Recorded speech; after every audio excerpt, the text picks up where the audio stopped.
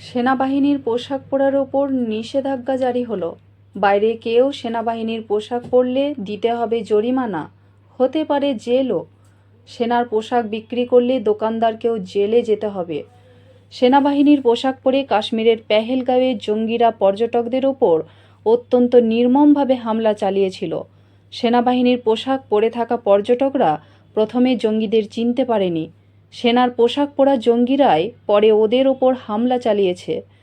পেহেলগাঁওয়ে ঘটনার পর সেনাবাহিনীর পোশাক পরা নিয়ে নিষেধাজ্ঞা জারি করা হলো। এখন থেকে কেউ আর সেনাবাহিনীর পোশাক পরতে পারবে না, দোকানেও বিক্রি করা যাবে না সেনাবাহিনীর পোশাক। সরকারের নিষেধাজ্ঞা অমান্য করলে জরিমানা দিতে হবে, যেতে হবে জেলও। প্রসঙ্গত, সামাজিক মাধ্যমে ভাইরাল হওয়া কিছু ছবিতে দেখা যাচ্ছে জঙ্গি হামলার পর সেনাবাহিনীর জওয়ানরা আহত পর্যটকদের যখন উদ্ধার করতে গেলে পর্যটকরা তাদের ভয় পাচ্ছেন, কারণ কিছুক্ষণ আগে একই রকম সেনাবাহিনীর পোশাক পরে তাদের উপর হামলা চালানো হয়েছে। ফলে উদ্ধারকারীরা সত্যিকারের সেনা জওয়ান না জঙ্গি, পর্যটকরা তা বুঝতে পারছিলেন না। ঘটনার পর কেন্দ্রীয় স্বরাষ্ট্রমন্ত্রক বিষয়টি নিয়ে চিন্তিত হয়ে পড়েছেন।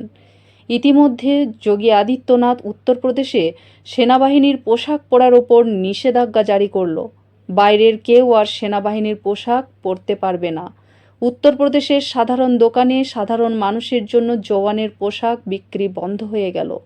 যোগীর রাজ্যে দর্জির কাছে সেনার পোশাক বানাতে গেলে তাকে পরিচয়পত্র দেখাতে হবে। সেনাবাহিনীর ওপর দেশের সাধারণ মানুষের বিশেষ আবেগ রয়েছে। সেনা জওয়ানদের বিশেষ শ্রদ্ধা জানাতে বাইরের অনেকে সেনাবাহিনীর পোশাক পরেন, তাতে বিভ্রান্তির সৃষ্টি হচ্ছে।